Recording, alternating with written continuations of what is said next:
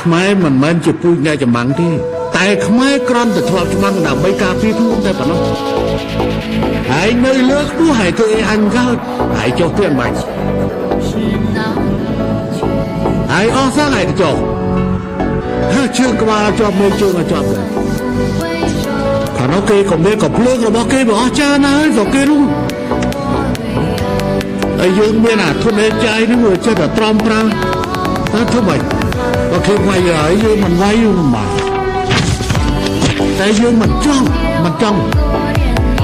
ព្រោះឈាមវាហូរជីវិតមនុស្សវាស្លាប់តែបើគេចង់គេចូលមកអានឹងយើងគ្មានជំរឿនហើយកងទ័ពខ្មែរមិនរត់ចោលទូទៅ